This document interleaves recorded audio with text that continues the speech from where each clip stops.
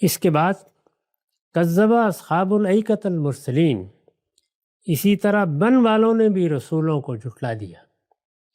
یہ بن والے کون ہیں؟ یہ شعیب علیہ السلام کی قوم ہے۔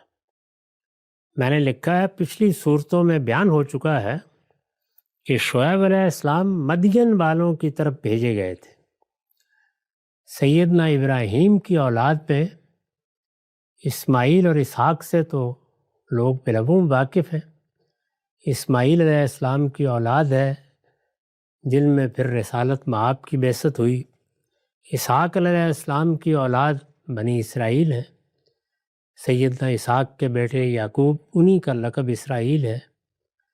پھر ان کے بیٹے یوسف، اور پھر انہی کی اولاد میں پیغمبر مبعوث ہوئے سیدنا موسیٰ جیسے جلیل القدر پیغمبر۔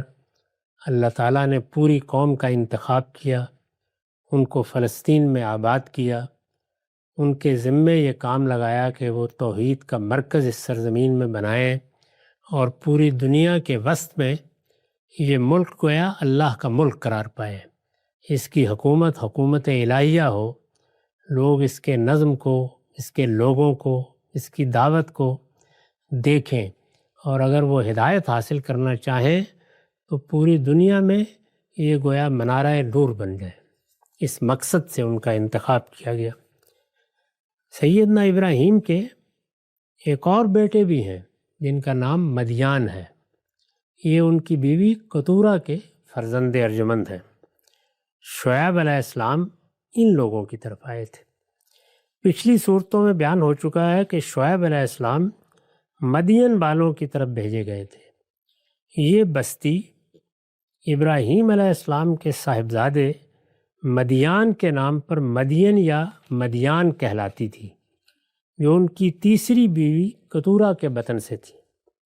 اس کے قریب، یہ جو بستی ہے، اس کے قریب ایک بہت بڑا بن تھا، جنگل تھا بہت بڑا، یعنی زرخیز علاقہ تھا۔ تو وہاں پر ایک بڑا بن یا ایک گویا جھاڑیوں کا جنگل اگایا ہوا تھا۔ عربی زبان میں جھاڑی اور بن کے لیے ایکا کا لفظ آتا ہے۔ آیت میں اسی بنا پر ان کا ذکر اصحاب الایکا یعنی بن والوں کے، جنگل والوں کے الفاظ سے ہوا ہے۔ تو یہ وجہ ہے، اصل میں یہ قوم شعیب ہے۔ اسی طرح بن والوں نے بھی رسولوں کو جھٹلا دیا۔ کذب اصحاب الایکۃ المرسلین،